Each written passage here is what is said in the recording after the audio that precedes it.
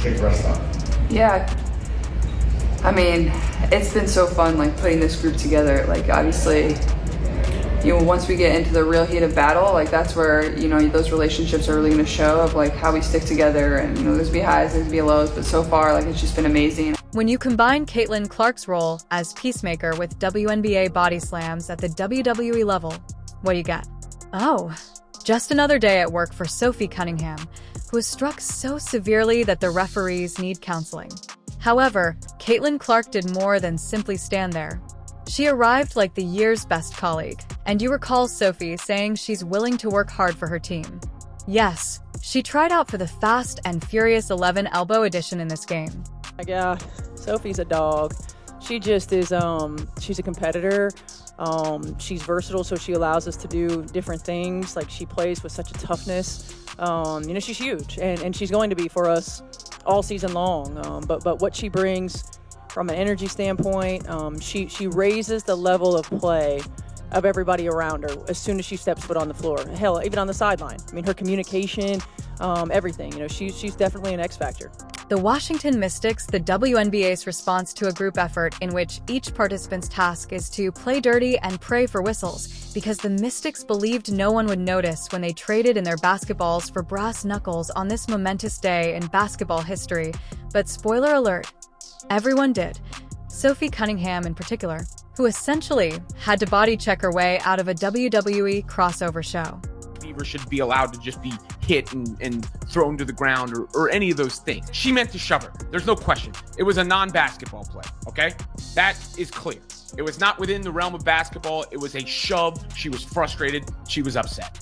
Or in the moment. And in the midst of all that chaos, guess who was there to offer support? With ice in her veins, Caitlin Clark is basketball's newest queen of cool composure and a walking highlight reel, stood solidly by Sophie, exuding the serene, unwavering spirit of a comrade. She wasn't merely mouthing "you got this" or clapping from the sidelines.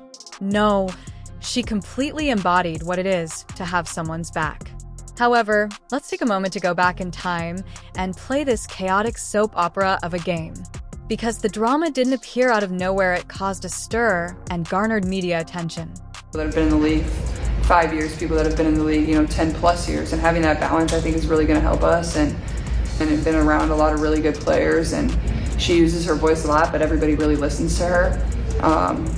So yeah, I think it's the perfect combo of people, and everybody's just. The Mystics entered this battle as though they were the main characters in a low-budget Gladiator remake, complete with phony blood and even phonier tactics.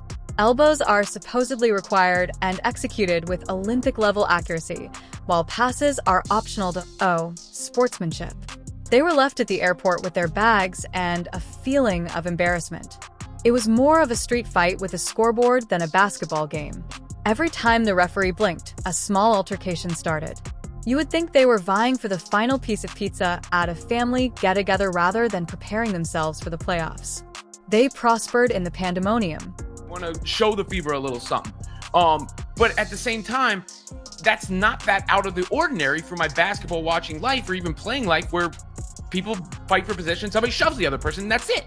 As long as the game is called appropriately and it doesn't get out of hand. Same thing with the ERUPTS Cunningham thing. They're fighting for the ball. ERUPTS loses it a bit, throws her to the floor. She got called for the foul. It is what it is, then you move on. So I just didn't see this as like some sort of bounty targeting, and that's what I mean by the egregious, I guess is a better word. Did she mean to shove her? Absolutely. Okay, guys? Absolutely meant to shove her. You can think of that what you want. You can process that what you want. I understand. You want to. Sophie Cunningham, who reportedly works as a linebacker when she's not draining corner threes, ended up in the middle of a friendly meeting that resembled a Survivor Elbow Island audition film. And the Mystics delivered. The birds arrived from all directions. Arms, shoulders, regrets, dreams, you name it. They were essentially making up new body parts to fuck. The referees appeared to be awarding fouls like opera at one point. You receive a foul. You receive a foul. Everybody receives a foul. We got to give some props to Sophie Cunningham. Sophie Cunningham. Man, she is stunning to look at, but her game was stunning tonight. She was balling out. Cunningham, meanwhile, was avoiding more elbows than a nightclub bouncer, obviously in a struggle for survival. She could easily join a WWE bout and blend in with all the body slams and suplexes if she wasn't a basketball player. When Sophie becomes entangled with not one, but two Mystics players, they abruptly lose sight of the ball and concentrate on attempting to fold Sophie like a lawn chair. And while they stared blankly at the Jumbotron, the referees were presumably busy trying to figure out how to spell egregious. Laura, and we don't want to see her targeted. I mean, that's weird. Sophie Cunningham says we have a target on our back. What she means by that to me isn't just like somebody's coming to physically hit me, but it's both. It's we're the team that we're saying now, we're the team everybody's talking about. We're the team other teams want to prove something against. Sometimes that can go a little bit too far. Obviously, you don't want to see that happen with Caitlin Clark, but that's the overarching point where you've got vets there. You've got tough players there who aren't going to allow that to happen. And then, being the reliable teammate that she is, Caitlin Clark rushes over with even more grace and poise.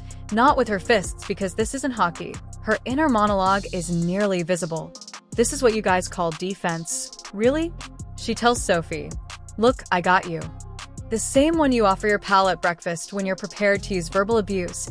When someone makes fun of her attire, we also saw a brief video of Caitlin telling KT that she's always media gold, with the kind of unflappable composure that declares, "I will blow your team away with 40 points the next game." She throws her support behind Sophie. Do not put me to the test. Furthermore, even if she didn't explicitly state, I saw Sophie get mauled like a clearance rack cardigan at a Black Friday sale. The enthusiasm was evident. However, because Sophie Cunningham isn't brand new to the WNBA, let's examine the receipt before anyone complains about inadvertent contact. This player, mind you, has been on record for a number of interviews. She essentially stated in one of those interviews that she lives for the contact, loves the fight, and thrives in chaos. And well, the Mystics chose the wrong day to put that rule to the test.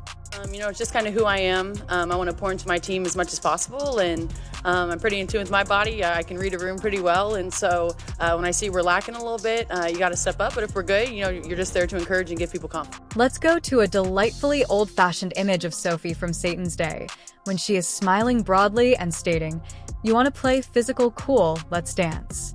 It means I will knock you into next week and make it look like an accident, when translated from competitive athlete to sarcastic.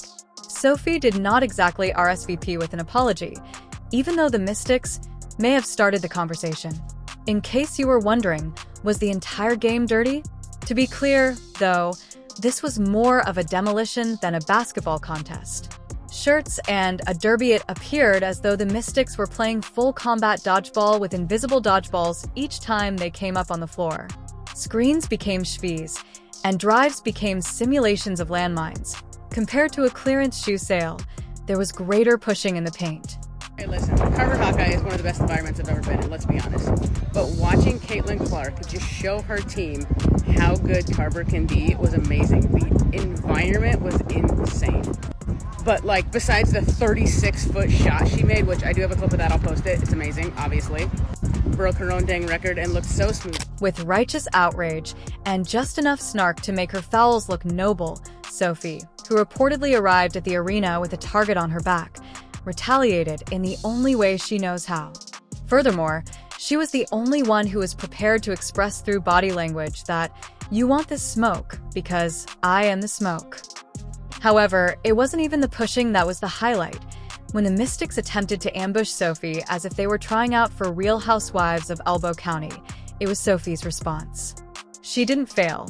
She remained calm and didn't cry, Caitlin. The original Clark, she had the option to go completely crazy during the post-game interview, but instead she played the diplomatic assassin. She didn't shout her support for Sophie. Like a sniper compliment that also functions as a subtle drag, it was laser-focused.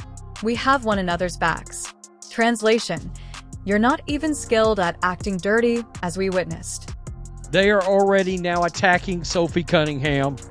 Oh, they're mad. The MAGA Barbies got them angry. They're cheering on violence against this basketball player. Sophie Cunningham just got through by a rookie.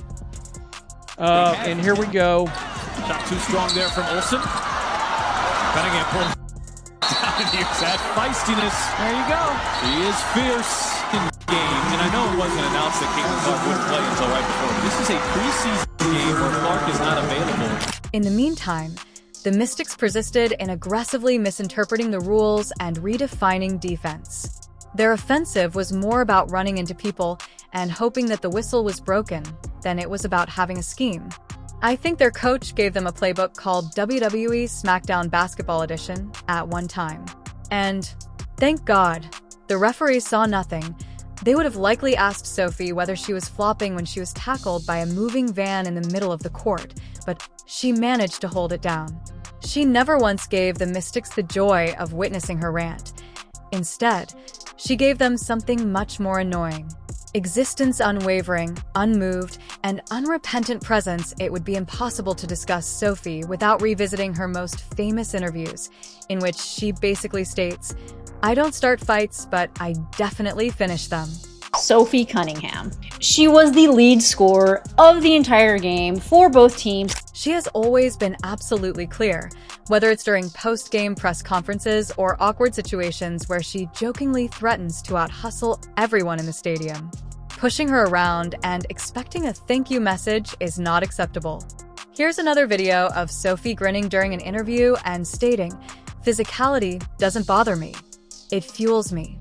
This comment raises the question of whether a charging bull is her spirit animal. The scrap is her life. The enforcer is her. Sophie is most likely in the middle of a fight, appearing like she's having a great time. But let's give credit where credit is due. A typical WNBA game was transformed into an off-brand action film by the Mystics. Social media took off like a tortilla in the microwave. Everyone was enlivening the timeline with versions of, did the Mystics mistake Sophie for a tackling dummy? And Caitlin Clark looking like she's about to call her lawyer, from casual spectators to WNBA stans. The slow-motion replays that are Academy Award-worthy are the best memes. And say it is so evident when Caitlin Clark is not on the court for the Indiana Fever. She is such a floor general. She is the X factor for the Indiana Fever. She leads the way when they don't have her. I've said this before, but the Indiana Fever look like between the third elbow and the fifth missed call. Around Sophie is more than simply a player. She's a vibe, and the Mystics must have recognized it. Furthermore, when a vibe has the power to knock you to the ground and drain a three on your head, you can't throw it off balance. And let's not even discuss the Mystics' post-game remarks, which are incredibly bold. They would be MVPs if smugness were a statistic. There is no indication of accountability, only a passing reference to physicality and a spirit of competition, which is code for us to have been exposed and fouled. Is that all you've got? Sophie asks as she casually ties her shoe over there. Here's what occurs next. The Mystics will require a bit more than body checks and malicious intent the next time they are pitted against Sophie and Caitlin. They actually need to bring something else to the table, or else we'll rough you up. Why? Because this is no longer just another game. Oh no, it is formally personal. Sophie has the invoices. Not just a random screenshot of an embarrassing text exchange, but all of them. Caitlin has a wide range in the smack talk department as well as on the court. Let's also assume that the Mystics won't be aware of what struck them. Here we go. Need Kiki to whack her again. Guys, it's where we're at. I mean, what are we doing? What are we doing? Right there, you can see Sophie telling her after that flagrant, you don't mother effing do that. You don't mother effing do that. The best thing is that the crowd are glued to the screen, watching every play, every dribble, and every odd off-the-backboat shot. They're waiting for the next amazing moment. Not just watching. The crew is out of popcorn. Sophie banners are soaring. Additionally, a medical team is most likely on call since, let's face it, these games have evolved into a high-contact sport. Put basketball out of your mind. This is the district edition of Fight Club. Given that Sophie and Caitlin are coming in hot and that they aren't taking prisoners, the Mystics might want to review their strategy the next time. The Mystics believed they were going to play hardball in the grand tradition of try me and see what happens. Thus, rather than terrifying the powerful combination they faced, They ended up appearing as though they were attempting to sell a magic trick that didn't even work. They were completely outclassed and embarrassed. Imagine a dance-off in which one group enters the stage with assurance only to discover midway through the routine that they had forgotten all of the moves. See, Sophie Cunningham, you could call her because she was out there, she was feisty, she was fiery, and all that. But one of her teammates, which target on our backs, obviously the Fever, the most hyped team, the most talked about team, and now a team that has some protection within, right? Some support within, some toughness within, which bodes well for once Caitlin Clark is back on the floor, because you're now surrounding her with the talent. Kelsey Mitchell, Aaliyah Boston were there before, but the toughness as well. Rather of shamefully getting better, they begin pushing one another, running into everyone in their path, and overall creating a humiliating scene. That's essentially a summary of the Mystics. They were exposed for not even knowing the fundamentals, so they didn't just lose. It's as if they dressed up for a performance, but neglected to practice, and now instead of appearing as the formidable force they had envisioned, they look like the awkward girl group that can't even remember which direction to face. They did give it a shot, but regrettably, when facing the actual thing, trying isn't always enough. Therefore, one should be prepared for the fire the next time someone wishes to bring the smoke. Sophie Cunningham isn't only letting the heat shine on her. She is not merely defending herself. Rather, she is drawing a line in the sand and establishing the parameters for what will happen if you choose to test her.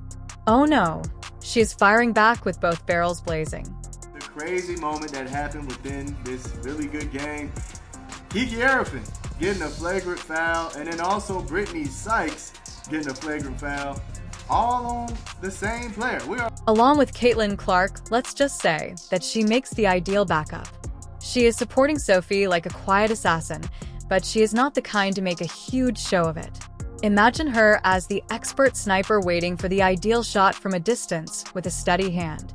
Her jump shot's laser pointer says it all. Play around and discover it's impossible to visit Sophie without feeling the heat, and Caitlin has the receipts to prove it. They're raising the standard, not playing games. Watch the highlight reel to get a taste of what happens when you walk to them.